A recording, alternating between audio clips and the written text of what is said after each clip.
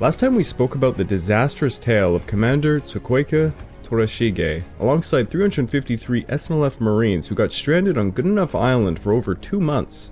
It was quite a long and terrible journey for some men who simply had one picnic on a nice looking island. Then we spoke about the incredible naval battle of Santa Cruz. The Americans lost the USS Hornet, 81 aircraft, 24 flight crew members, and 240 other crew. On the other side, the Japanese lost no warships, but Zoikaku, Zoyo, and Chikuma were put out of action for some weeks. They also lost 97 carrier planes and 148 pilots, many of which were irreplaceable veterans. The IJN was slowly being bled of its quality and quantity, while American production was only increasing. A protracted war meant doom ultimately for the Japanese Empire. Yet today, we were traveling back to Green Hell, where the Australians were continuing their push towards Buna. This episode is the Battle of Oivi-Gorari.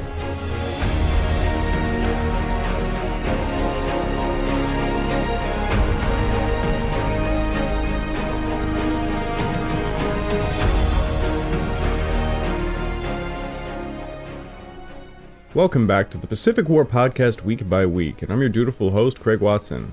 But before we can begin, I just want to remind you all, this podcast is only made possible through the efforts of Kings and Generals over at YouTube. Perhaps you want to learn a bit more about World War II? Kings and Generals has an assortment of episodes on World War II and much, much more, so go give them a look over at YouTube. So please, subscribe to Kings and Generals over at YouTube and continue to help us produce this content by checking out www.patreon.com/kingsandgenerals. And hey, don't forget about our sister podcast over at the Age of Conquest, the Fall and Rise of China podcast, written and narrated by me. And if after all that you are still hungry for some more history, why don't you check out my personal channel, the Pacific War channel over at YouTube, where I'm currently releasing a series on many of the medals of honor earned on Guadalcanal. And I did this in collaboration with Dave Holland of the channel Guadalcanal Walking a Battlefield. So he provided me with photos and videos of all the locations on Guadalcanal that he walked where these medals of honors were earned. It was a really fun series to make, and I hope some of you check it out. It means a lot to me. The losses during the Battle of Santa Cruz brought a ton of tension to Washington. At the same time, the battles of Stalingrad and El Alamein were raging. It seemed the situation in the South Pacific was critical. Operation Torch, the movement of massive amounts of convoys bearing thousands of British and American troops from North Africa, was the current focus. President Roosevelt had to grapple with a growing crisis in the Pacific, however, and on October the 24th, he sent a memorandum to the joining chiefs of staff, and here is part of that. My anxiety about the Southwest Pacific is to make sure that every possible weapon gets into that area to hold Guadalcanal, and that having held it in this crisis, that munitions and planes and crews are on their way to take advantage of our success. We will soon find ourselves engaged on 2 active fronts, and we must have adequate air support in both places, even though it means delay in our other commitments, particularly to England. I wish, therefore, you would canvass over the weekend every possible temporary diversion of munitions which you will require for active fronts. General Marshall and Admiral King both diagnosed the situation in the South Pacific as one lacking strong air or ground forces, but also in dire need of shipping.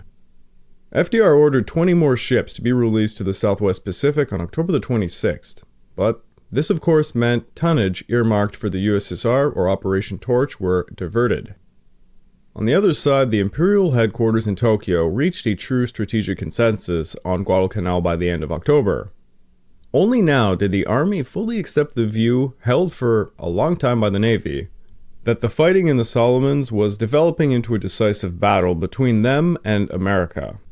Despite the many failures on the ground of Guadalcanal, Imperial headquarters prepared confidently for another offensive, based on 2 major reasons. Number 1, they thought the Battle of Santa Cruz had resulted in the destruction of 4 American carriers, a battleship, and had tilted the balance of naval power decisively back to the IJN. Number 2, they thought the last ground offensive had teetered on the edge of success.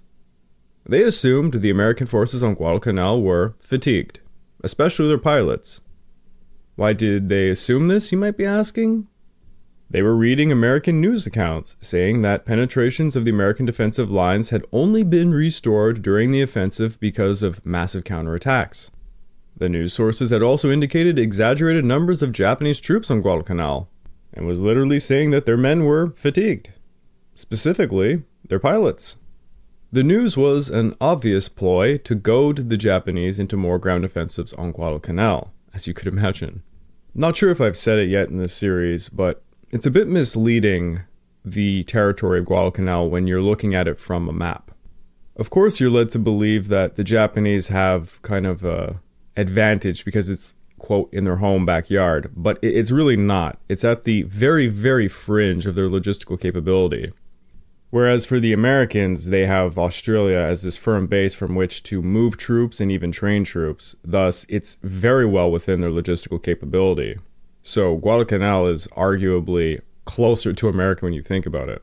Thus, from the American point of view, as soon as they had tipped the scale in a few of those battles for Henderson, forcing the Japanese to continuously throw troops at Guadalcanal, it was a no-brainer. It risked Japanese destroyers, transports, and submarines to just move any equipment and troops over to the island, while the Americans could pretty much do it for free. For the Japanese, if they ever wanted to deal with the American shipping, they'd have to send a naval fleet to go attack them, because the Japanese were certainly not using their submarines effectively to hit Allied shipping. I mean, it was, quite frankly, it was a joke. Anyways, we'll get back to the story now. I'm done with that rant. The 17th Army HQ on October the 26th was preparing a new offensive after just getting smashed. It was decided the 51st Infantry Division would go to Guadalcanal to join the 2nd Division as a western prong attack in late December. The eastern prong would be the 38th Division at Coley Point, where Shoji's right wing was already en route to. The proposal to deploy the 38th Division to Coley Point was met with a lot of pushback. But the military planners argued that they had to neutralize Henderson Field with proper employment of firepower from some high ground. This high ground was, of course, just due east of the Lunga River, the key terrain to all the previous offensives. The 38th Division was a necessity to grab this terrain. To sweeten the dissenters up a bit, the 21st Independent Mixed Brigade was promised to be made readily available alongside the 51st Division.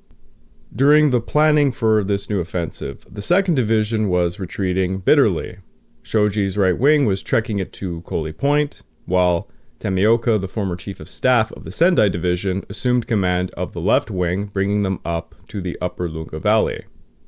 The 17th Army directed a shift of its concentration to the upper Matanikau Valley. At this point, far too many wounded existed for the regular medical units to tend to, so every unit became responsible for the care of its injured and sick. The exertion placed upon each soldier to propel himself, his heavy equipment, and now a wounded soldier, over the muddy jungle trails under heavy rain and with no provisions, tested the limits of human endurance. One Lieutenant Kijiro Minagishi had this to write in his diary during the late October period. October the 27th. I never dreamed of retreating over the same mountainous trail. Through the jungle we crossed with such enthusiasm we haven't eaten for 3 days, and even walking is difficult. On the uphill my body swayed around, unable to walk. I can't imagine how the soldiers carrying the artillery are doing. I must take a rest every 2 meters. It is quite disheartening to have only tiny teaspoons of salt per day, and a palmful of rice porridge. October the 28th. We had to search again for the regimental colors. The taste of even temporary defeat is bitter. Perhaps it is well for a soldier to sample such a thing once in a lifetime, but it's still very, very distasteful. We must win at any cost in this fight. October the 29th. The sky cleared up this morning, and we saw the sun. I have begun to see what seems to be malnutrition. I don't know how many men must be left behind today. October the 30th. I am surprised by how food captures the mind, to the degree that one is always thinking of it. I try to think of other things, but I can't. November the 1st. The company reached the regimental headquarters at noon, and we are told we will get provisions tomorrow evening. I can hardly wait. On the night of October the 29th, the destroyers Shigure and Ariake dropped supplies and two special passengers, Commander Omae and General Miyazuki. These two men would join the 17th Army HQ for some conferences. Miyazuki was one of the men who pushed back on the Coley Point plan, and he made the decision to abort the Coley operation that day after he landed on Guadalcanal. He then faced the daunting figures of the 17th Army's logistical needs. The 17th Army HQ estimated they needed about 200 tons of provisions per day to supply 30,000 men. This equaled roughly 5 destroyer loads per night. The 8th Fleet estimated the movement of the rest of the 38th Division, the 41st Division, and the 21st Independent Mixed Brigade, roughly 30,000 men, 300 guns, and 3,000 tons of supplies would require 50 transports and over 800 destroyers and possibly 20 seaplane carrier runs. The IGA and IGN also butt heads over how to transport. The IGA wanted small convoys, while the IGN wanted large ones that could also bombard Henderson Field. After looking at some of the 17th Army's plans, Admiral Yamamoto commented that they were so unrealistic that the Guadalcanal operation probably could never succeed with such, quote, morons running the army. There is no romance like the IGA-IGN romance. Yamamoto and his staff instead aimed to neutralize Henderson Field with some shore-based artillery, and they began planning to move long-range naval guns to Guadalcanal. A plan was formed on November the 7th for a large convoy to move major reinforcements to Guadalcanal on Z-Day, escorted by the 8th Fleet, while the 11th Air Fleet would wrestle for air superiority with the Cactus Air Force. The advance force would take position north of Guadalcanal, and the battleships Heioi and Kiroshima would bombard Henderson Field the day before Z-Day. And on Z-Day, cruisers would bombard Henderson Field. They figured this would mean the Cactus Air Force would have no ability to fight off the large convoy, thus safely bringing everything to the island. Z-Day was planned for November the 13th. On the American side, the aftermath of the October battles for Henderson Field led Admiral Halsey to be asked to reinforce Guadalcanal.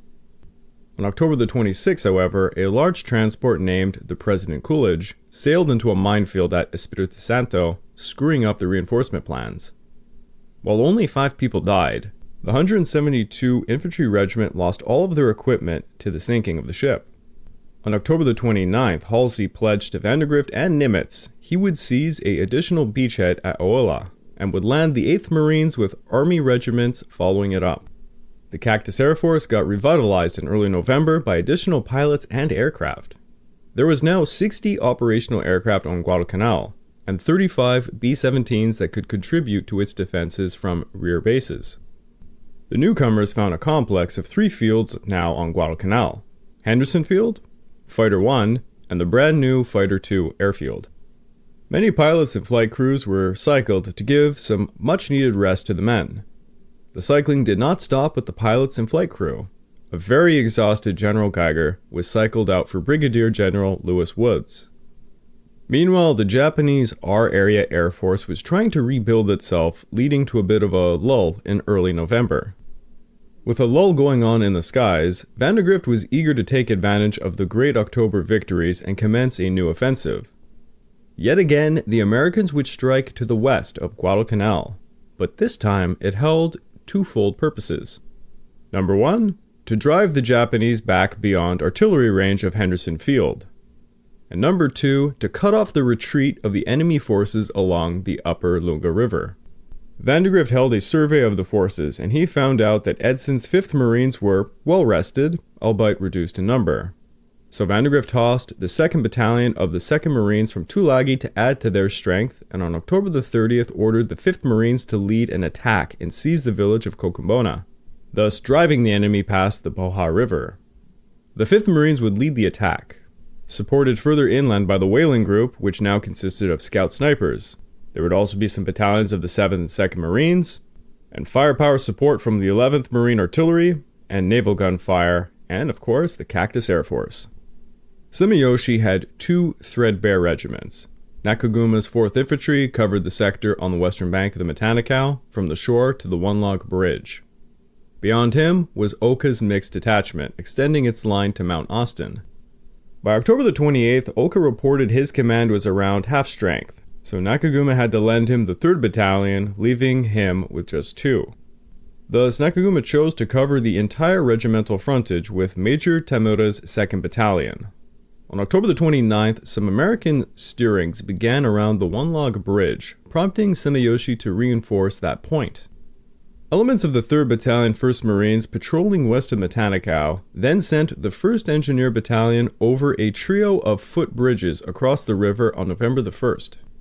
By 6:30 a.m., 9 artillery batteries provided cover as the 2nd Battalion 5th Marines, led by Major Lewis Walt, crossed the Matanikaw, alongside the 1st Battalion 5th Marines led by Major William Enright.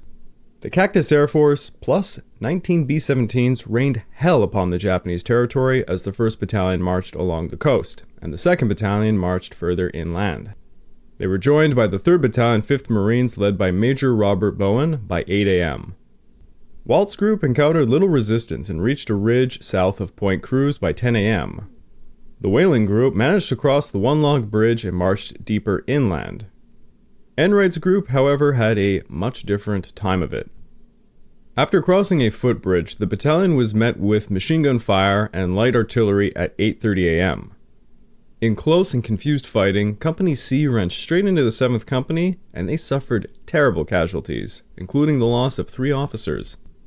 Colonels Edson, Thomas, and Lieutenant Colonel Twinning reviewed the situation and decided it was best to bypass and encircle the Japanese position at Point Cruz.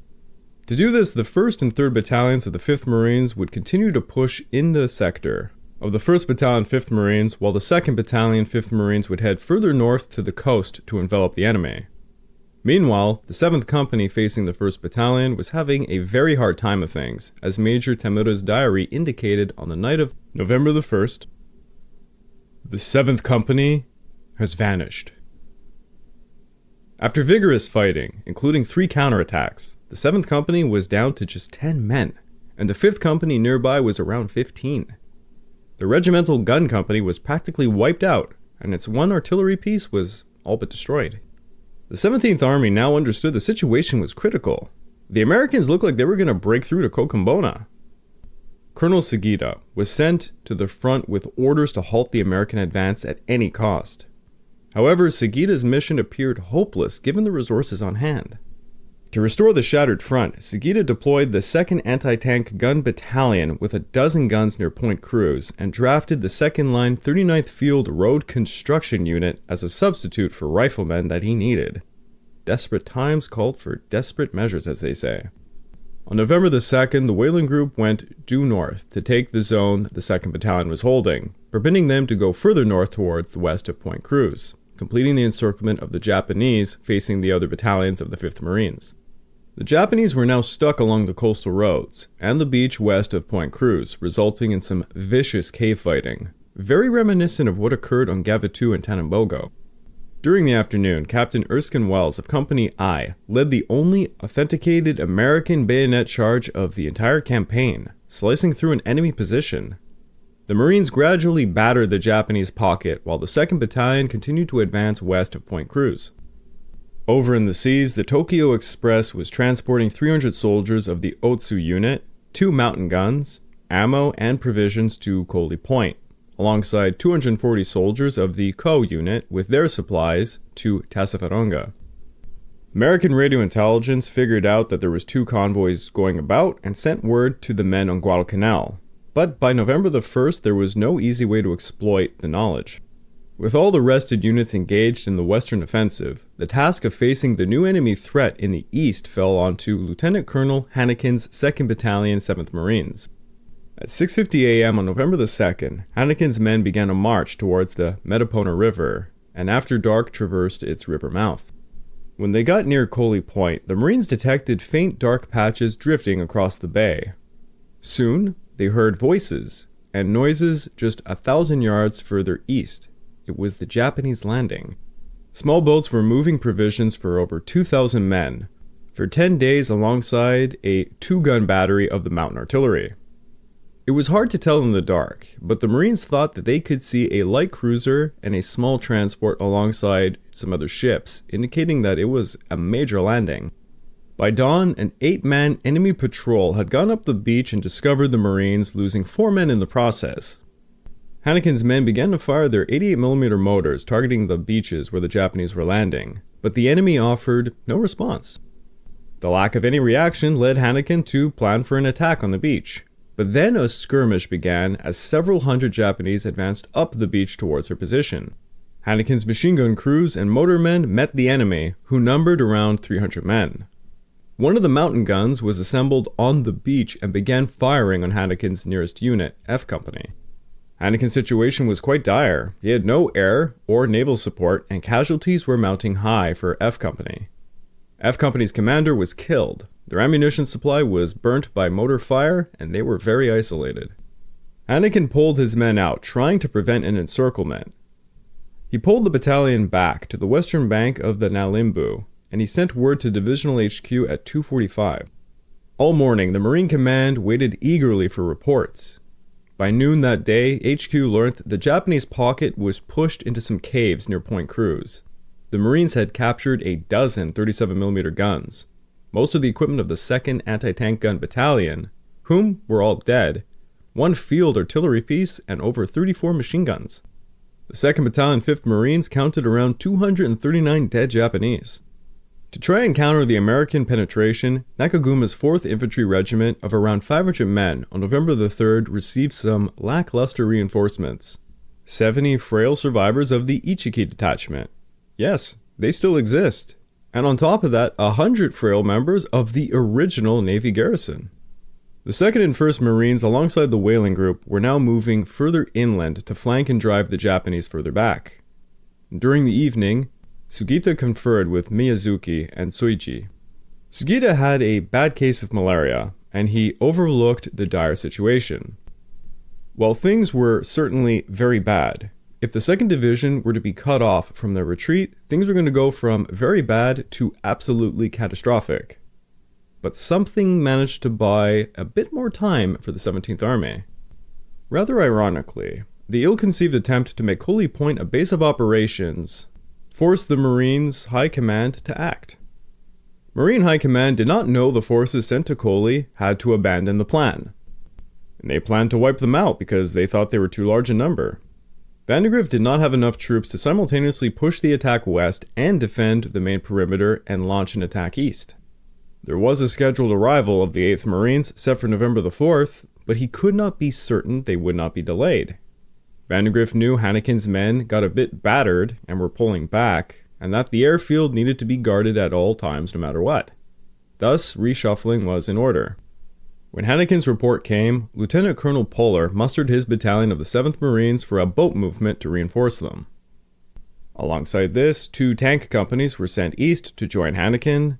The 164th Infantry marched inland towards Nalimbu, and Brigadier General Rupertus made ready to take control of the Joint Service Expedition.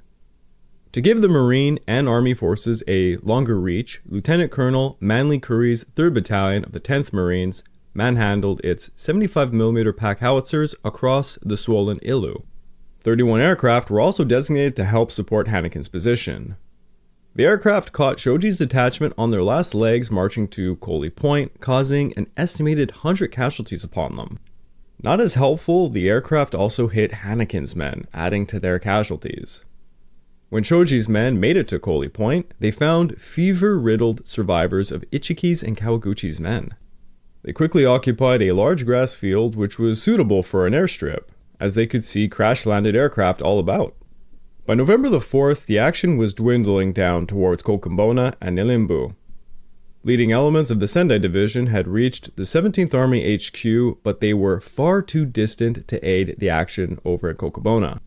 Lieutenant Colonel Twinning was urging they push to the Poa River, arguing that the Japanese strongpoint was most likely at Point Cruz. Yet the normally aggressive Merritt Edson opposed the deeper advance, and Vandegrift and Thomas agreed with him. The 5th Marines and Whaling Group were recalled to go help the crisis in the east. while the 1st and 2nd Marines and the 1st Battalion of the 164th Regiment kept their westward advance, halting just 4,000 yards shy of Cochabamba. Even if the American offensive west failed to reach its objective, they had still diverted a lot of Japanese artillery munition from ever being used on Henderson Field. While relative tranquility would occur for a few days, on November the 7th, Colonel Nakaguma was hit and killed by an artillery shell. Over in the east, Polar's men, Colonel Arthur Sims and Rupertus reached Nalimbu. There, Rupertus reorganized and took full command of the forces east of the Lunga and decided to wait for the 164th men to get there. While he waited, the Helena, San Francisco, and Sterret bombarded the Japanese at Coley Point. The 164th and 8th Marines got to Nalimbu, while orders were given for the 2nd Raider Battalion to join Rupertus' command, but this unit was further away in the opposite direction. The Raiders had just reached Guadalcanal with the original mission of spearheading the Aloha intent to construct an airfield there. The Raiders landed unopposed at Aola, and 500 naval construction men of the 147th Infantry Regiment went to work. Aola would prove to be a swamp, however, and it was completely unsuitable for an airfield, and thus the operation became a failure by November the 22nd. And 1 week later, the men would all move to Coley Point to build yet again another airfield. On November the 5th, Rupertus ordered the 164th Infantry to cross the east bank of the Nalimbu to hit the Japanese flank. Also on November the 5th, the Tokyo Express made an emergency run because of the Cochabamba offensive. The 17th Army sent word that they urgently required reinforcements, while the 11th Air Fleet tossed 27 Bettys and 24 Zeros to help out. The Tenru and 5 destroyers brought part of the 228th Infantry Regiment to Cape Esperance, while 10 other destroyers brought Major General Ito and the rest of the 228th to Tassafaronga. On November the 6th, the 7th Marines crossed the Nalimbu, joining the 164th, and the next day they marched towards the mouth of the Metapona. There they dug in to defend the beach against possible landings. To try and put the hurt on the Tokyo Express, the Cactus Air Force tossed 7 Dauntless, 3 Avengers, 21 Wildcats, and 9 P-39s. The Tokyo Express had the R-Area Air Force to protect it, around 6 Roofies and 4 Petes, who put up a spirited defense, but 6 Roofies and 1 Pete would be shot down. The Naganami and Takanami ended up getting strafed, adding 17 casualties. On November the 8th, Shoji's regiment and the new reinforcements dug in along the Gavaga Creek at Tedori, a mile east of the Metapona. The 7th Marines began to net around the Shoji detachment as Rupertus was forced to relinquish command to General Seabury because he was suffering from dengue fever. Polar likewise was wounded and had to relinquish command as well. The same day, Halsey stepped foot on Guadalcanal, and he said to Vandegrift, "It was like a wonderful breath of fresh air, full of interest and enthusiasm." Halsey talked to a great many Marines of all ranks, but, more importantly, he saw, quote,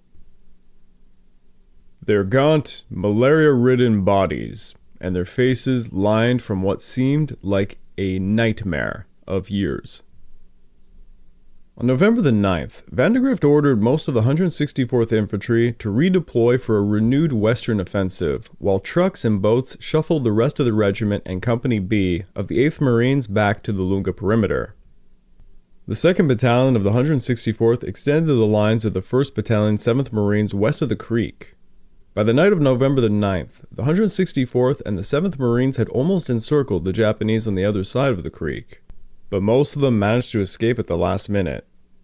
Although the Shoji regiment managed to pull out, they did so with a massive amount of casualties. The systematic extermination of the remnants of them and Kawaguchis resulted in 450 dead Japanese, all at the cost of 40 dead and 120 wounded Americans. Shoji slipped away with 3,000 starving men to trek it all the way back to the 17th Army HQ. They would make a terrifying march through the Matanikau, and they would not be alone.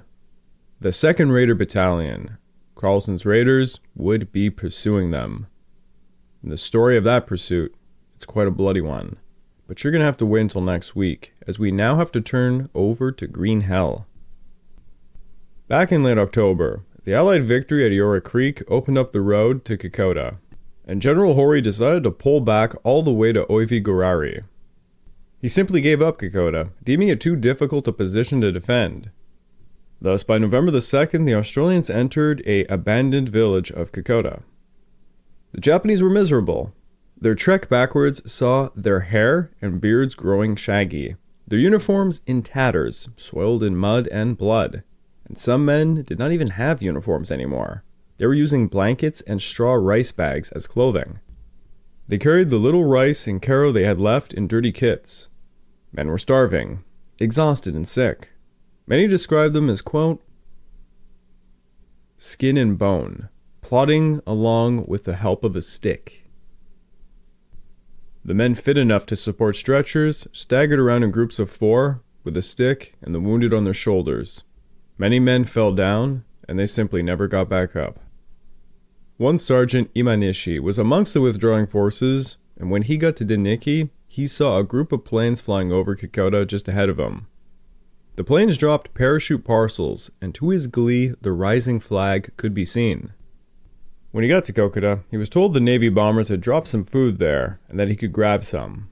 Turns out the Navy pilots were trying to make some drops to help the starving South Seas force, because the Korean carriers simply ate most of the food they were bringing up the Kokoda track.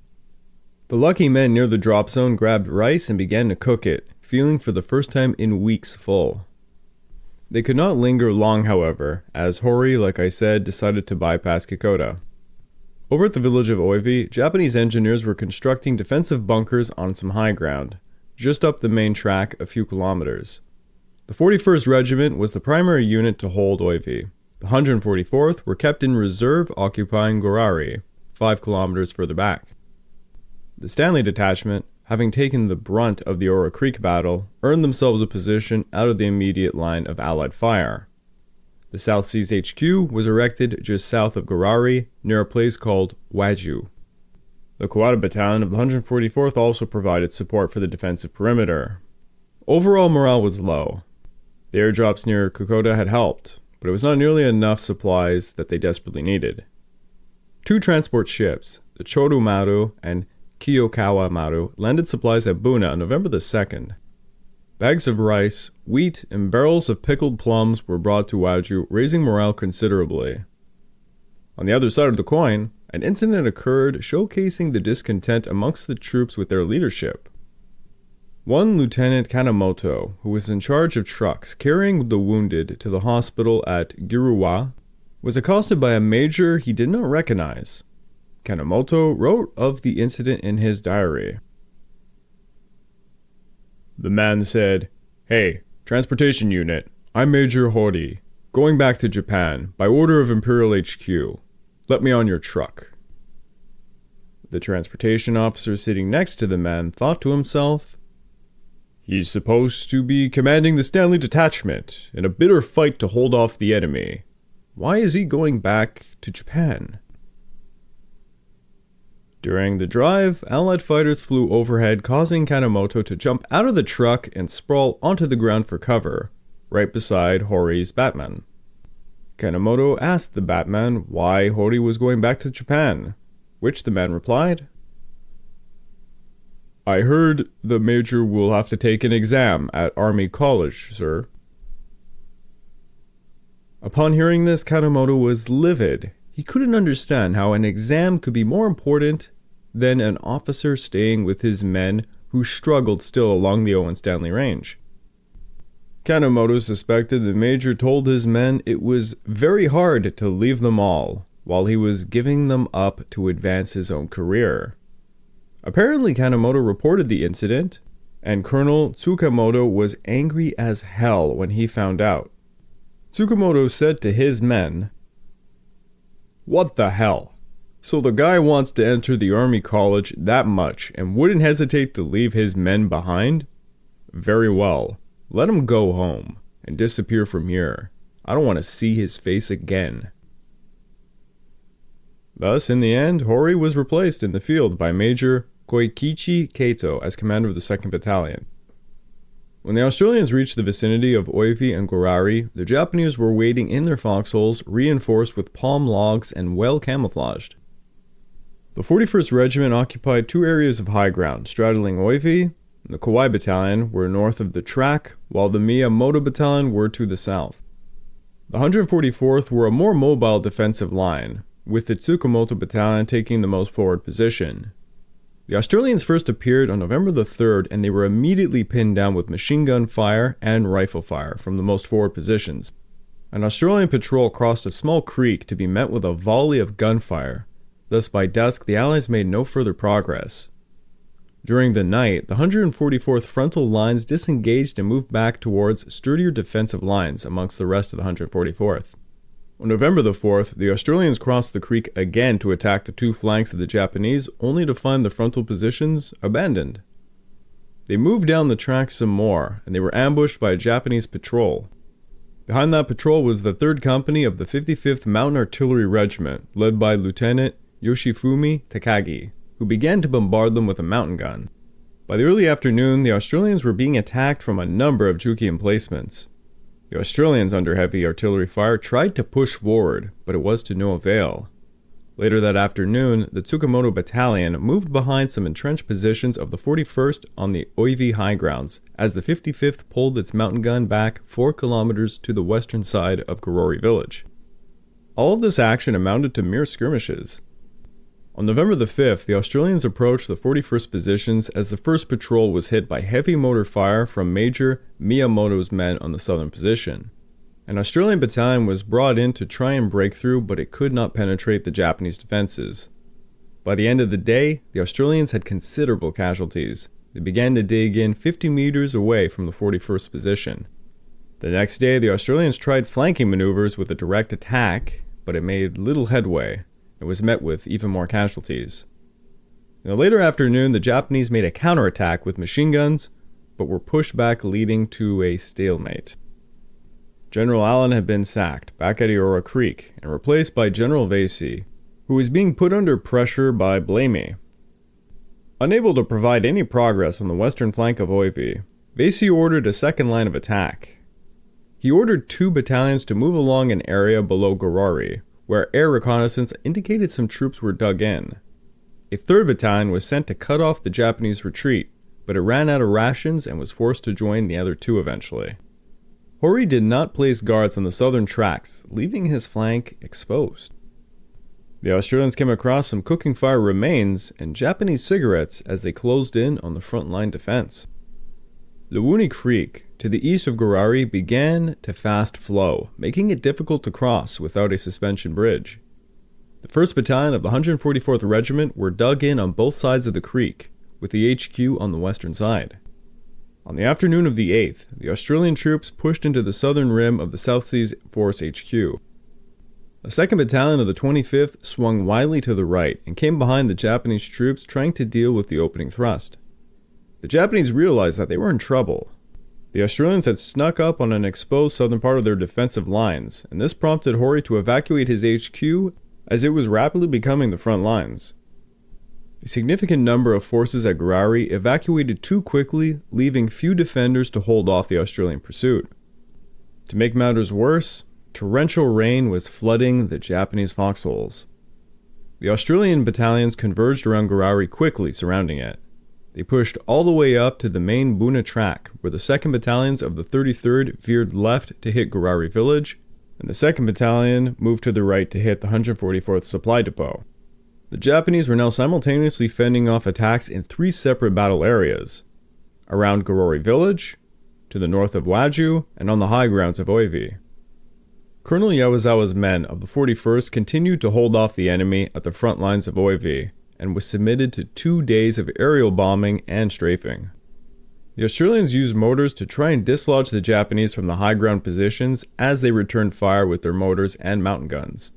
5 kilometers away, the 144th were desperately trying to choke off enemy attacks on 2 fronts, and in their desperation, they mounted a charge upon the Australians met by their Tommy guns. Now the Australians held the initiative, and they advanced on the Japanese positions, pushing them back from their forward arc of bunkers. Hori's HQ personnel who had not yet managed to evacuate were caught up in close-quarter exchanges of bayonet charges and machine gun fire, as the Australians pressed home their attack. Kawada's guard and the remaining HQ personnel no longer had a path of retreat. Their line towards Gorari was severed off. An afternoon attack penetrated some of the defensive line, but the Australians could not hold onto any ground that they gained.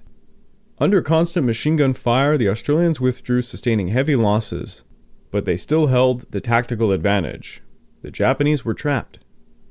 Meanwhile, at Waju and Oivi, these positions were being hit very heavily.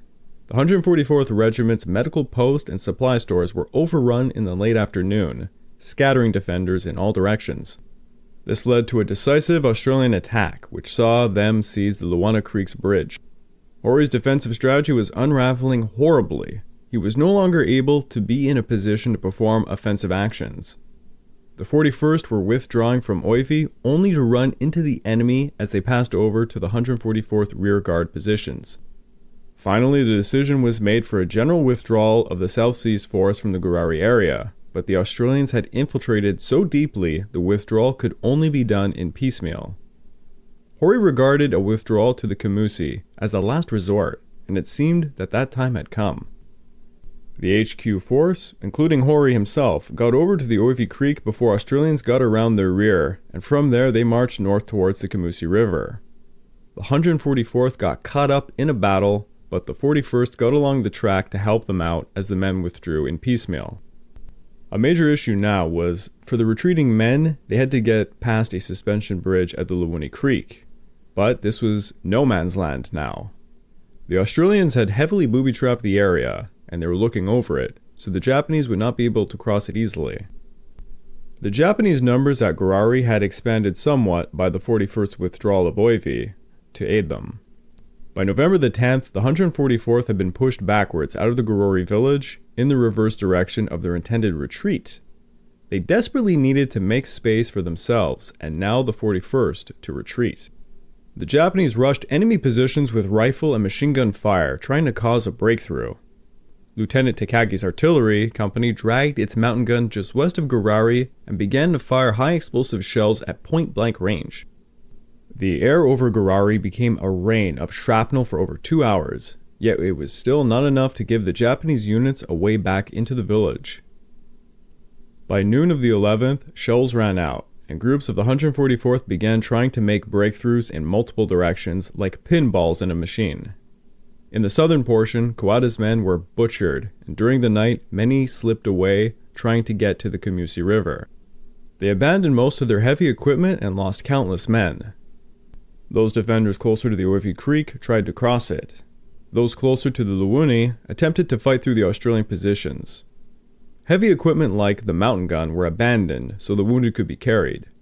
Lieutenant Takagi begged his commander, "If we can carry out all the wounded, then please let us carry the mountain gun as well." His request was refused, and Takagi helped bury the artillery piece so it might evade Australian hands. As the last bit of dirt was poured over it, the men saluted the mound, and Lieutenant Takagi raised his pistol and he shot himself in the head. Sergeant Imanashi, who was nearby, said, "I can never forget the sound. Only one shot like pum.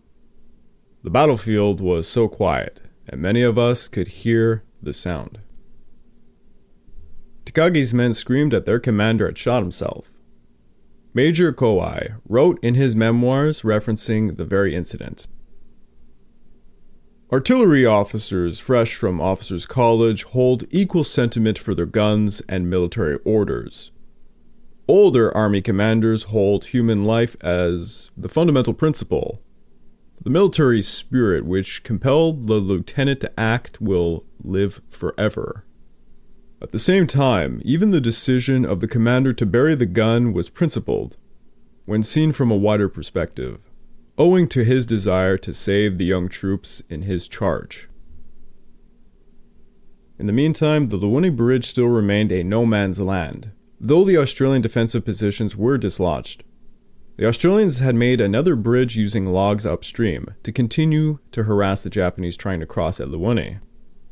A 200-man-strong rearguard of Japanese had dug in on a track towards the Kamusi River, and they were quickly surrounded and many of them were killed. Many of the survivors of the 144th slipped through some gaps of the encirclement at night, and were following the Luwuni Creek upstream to cross it. Closer to Oivi, Major Kowai screamed at his men to toss their weapons to quicken their retreat.